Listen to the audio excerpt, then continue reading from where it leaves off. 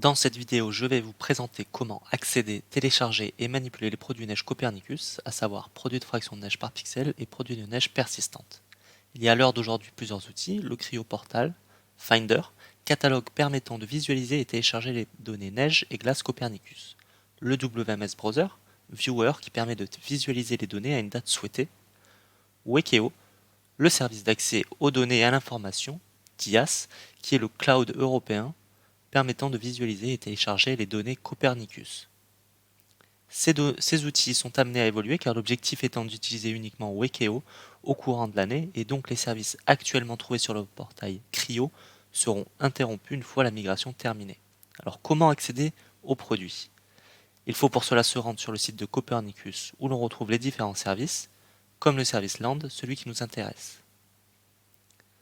Sur la page de présentation du service, on va pouvoir accéder au site du Copernicus Land Monitoring Service, ou CLMS.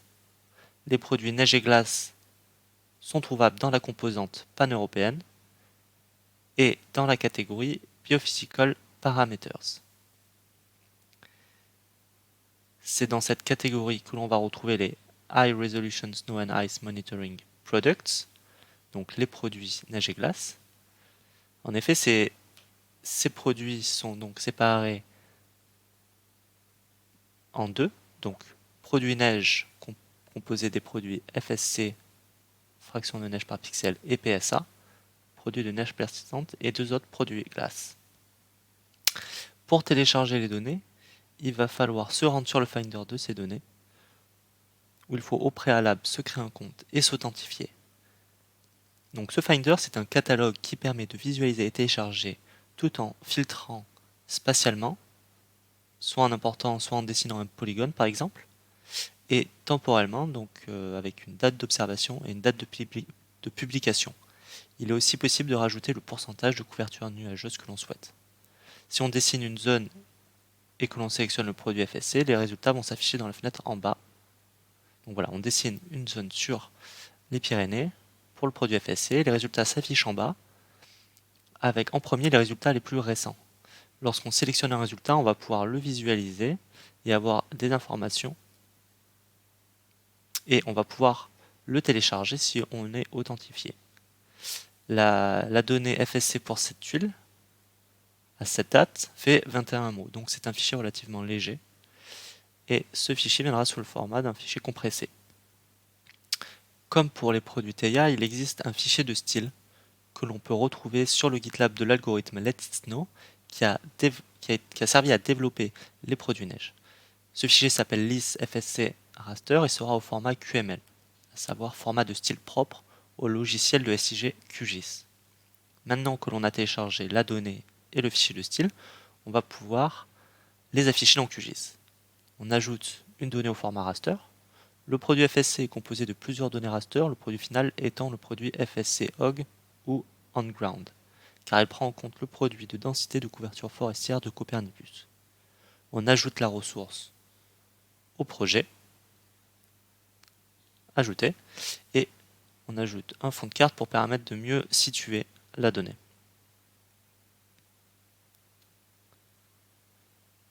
On va appliquer le fichier de style QML que l'on a téléchargé, propriété, symbologie,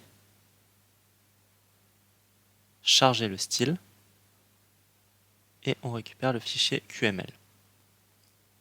Donc chaque pixel représente la fraction de 0 à 100% de la surface couverte de neige au sol. Concernant les données sans neige, on peut réduire l'opacité à 0 pour permettre une meilleure visualisation des résultats. Donc voilà notre couche. Plus le pixel va être bleu foncé, plus la fraction est élevée. Et on a une résolution spatiale de 20 par 20 mètres sur cette donnée-là, ainsi que sur la donnée PSA. Maintenant que l'on a vu le téléchargement de données, nous allons voir comment les afficher via des flux WMS. Pour ce faire, il faut se rendre sur la page de présentation des produits neige et glace du CLMS, aller dans la rubrique Librairie technique et taper WMS pour trouver le document qui nous intéresse. Donc, le document que l'on a ici, c'est un guide d'usage pour utiliser ces services WMS des produits neige et glace dans QGIS. Pour ce faire, il faut récupérer l'URL du WMS, on va faire le test avec le produit PSA, à savoir le produit sur les zones de neige persistantes.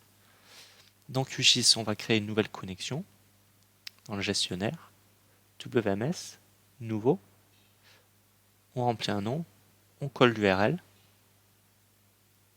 OK, et on se connecte.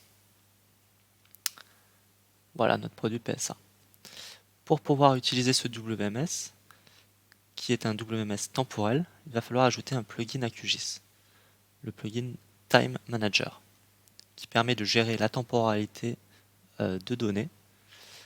En effet, ces flux WMS Copernicus permettent d'accéder à l'ensemble des données produites. Mais pour cela, il nous faut ce plugin pour pouvoir les gérer. On ajoute le produit PSA au projet, ainsi qu'un fond de carte,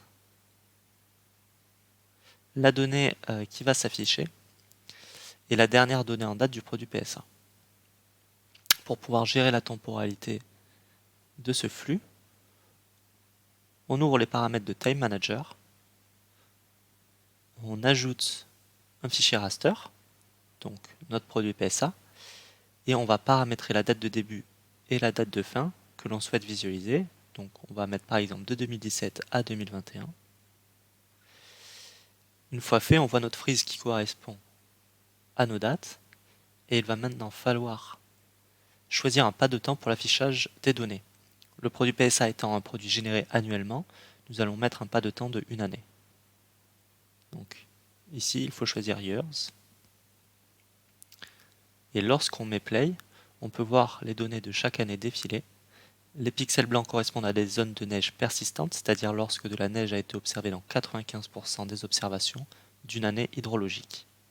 On peut exporter ces résultats sous la forme de GIF ou d'images. Voilà ici. On choisit un dossier de sortie et on va pouvoir donc enregistrer. Et donc on va visualiser en fait ces résultats uniquement sur la B-Box qui apparaît dans QGIS. Voici les résultats. Donc j'avais rajouté un peu de transparence pour mieux voir. Donc il faut savoir que la manipulation est la même pour le produit FSC, seulement le pas de temps est à changer. Il existe un autre outil qui permet de visualiser, c'est le WMS Browser. Donc c'est juste un outil de visualisation. On peut donc visualiser les données neige PSA, FSC, mais aussi les données glace. On va pouvoir ajouter des paramètres comme la date ou la couverture nuageuse. Ici, on va voir les résultats de notre recherche et on va pouvoir directement visualiser dans l'interface la donnée. Et on va aussi pouvoir télécharger l'image au format JPEG.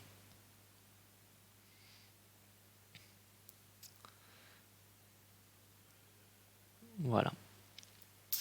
Enfin, comme il a été dit, donc le Finder ne sera pas le catalogue privilégié, mais ça sera le DIAS Wikio une fois la migration entièrement effectuée. Donc pour accéder, il faut se rendre sur le site de wikio.eu, Access Data, et voici l'interface.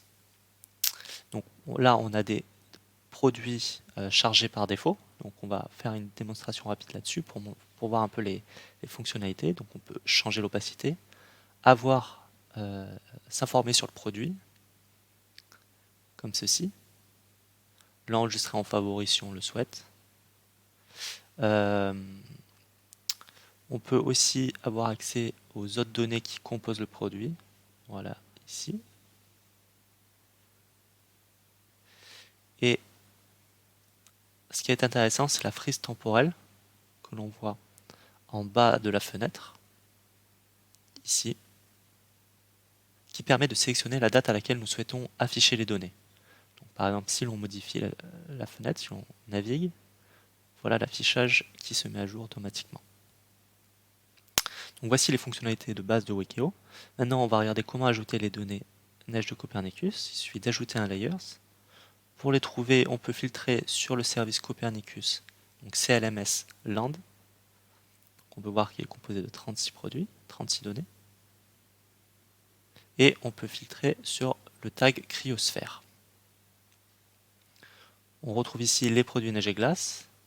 On peut avoir des informations relatives à ces produits. Si l'on clique sur détail, voilà, et on va pouvoir l'ajouter à la carte. Et on voit qu'on a le choix entre les différentes données qui composent le produit FSC. Nous, on va ajouter le produit on-ground. Donc on l'ajoute à la carte. On peut faire la même chose pour le produit PSA. Voilà. Donc là, il y a écrit qu'il faut zoomer sur la carte pour voir la donnée. Donc on va se situer sur les Alpes. Donc il faut prendre en compte que les produits sont accessibles sur Wekeo, mais toutes les fonctionnalités offertes par le DIAS ne sont pas encore disponibles, comme la légende comme on peut le voir, mais aussi la frise temporelle qui n'apparaît pas. Et donc on ne peut pas altérer l'affichage sur le visualiseur. C'est pour cela que j'ai fait exemple avec d'autres produits au préalable. Donc comme pour les autres outils, il faut se connecter avec un compte Wekeo pour pouvoir télécharger les données. On peut filtrer spatialement, donc rentrer soit des coordonnées ou dessiner une B-box. On va pouvoir choisir la date d'observation et de publication. Dans notre cas, les dates sont quasi similaires car les produits neige Copernicus sont considérés comme des produits near real time, donc avec un très faible délai de mise à disposition. Et on va pouvoir donc voilà, télécharger ces données, donc requêter les données. Donc il faut savoir qu'une fois la migration finalisée, il sera possible de directement sélectionner les dates via la frise temporelle. Donc on retrouve les données dans la rubrique Jobs. La recherche filtrée a permis de trouver l'ensemble de ces données. On y voit la taille de la donnée, le numéro de la tuile, la date. Et on peut cliquer sur le bouton Order en face de la donnée, comme ceci, pour pouvoir ensuite la télécharger. Et cette donnée, comme pour les autres exemples, viendra sous la forme d'un fichier compressé. Donc voilà un aperçu de comment accéder et télécharger les données neige Copernicus. Merci de votre attention.